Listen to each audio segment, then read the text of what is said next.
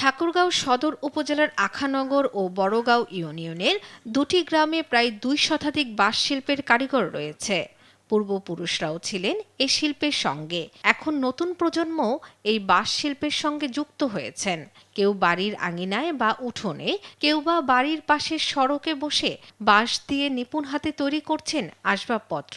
বাঁশ দিয়ে কেউ তৈরি করছেন চাটাই, ডালা, কেউ বা তৈরি করছেন কুলা, ঝুড়ি সহ নানা ধরনের জিনিসপত্র। নিখুঁতভাবে তৈরি করা এসব পণ্যের কদর এবং কাঁচামালের দাম বৃদ্ধির কারণে বাঁশের জিনিসপত্র তৈরি করতে হিমশিম খাচ্ছে এ শিল্পের কারিগররা। অন্যদিকে প্লাস্টিক পণ্যের দাপটের কারণেই এ শিল্পই এখন অস্তিত্ব সংকটের মুখে। একটা ঢাকি কুলা বা একটা খাঁচা বেচতে আমার একটু কিবা হয়, কম দাম হয়, আমরা প্রত্যা করতে পারি না। বাঁশের জিনিস আমরা অতদিন ভালো চলেছিল, এখন বা বাঁশের জিনিস আমার কম চলেছে, আরবিল আসে না, আমার দেখে না, খুব কষ্ট হয়, বিক্রি করতে পারি না হাটে বাজারে, কি হবে। অকালে যেগুলো পড়েছে এগুলাকে যেন সরকার আমাদের সামনে যেন এগিয়ে নিয়ে যায় আর কি। একটা বাঁশ কিনতে 350 টাকা আনে 70 টাকা বিক্রি করতে একটা ঢাকি, আসলটা উঠতেছে না, এই জন্য প্রচুর ঘাটতি।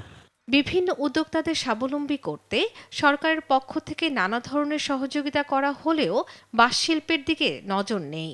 তাই এ শিল্পকে বাঁচাতে হলে সরকারকে এগিয়ে আসতে হবে বলে জানান বিসিক কর্মকর্তা। বিসিক জেলা কার্যালয় ঠাকুরগাঁ এই ক্ষুদ্র বাঁশজাত শিল্পের সাথে জড়িত উদ্যোক্তাদের সহযোগিতা করে আসছে ঋণ কর্মসূচির মাধ্যমে, এবং আমাদের বিসিক আয়োজিত যে মেলাগুলো থাকে তাদের পণ্য প্রচারের জন্য আমরা সুযোগ করে দিই। বাঁশ শিল্পকে টিকিয়ে রাখতে কারিগরদের প্রশিক্ষণের পাশাপাশি ঋণ দেয়া হচ্ছে বলেও জানান এ কর্মকর্তা। শর্মিলা কেয়া, নিউজ ডেস্ক, দেশ টিভি।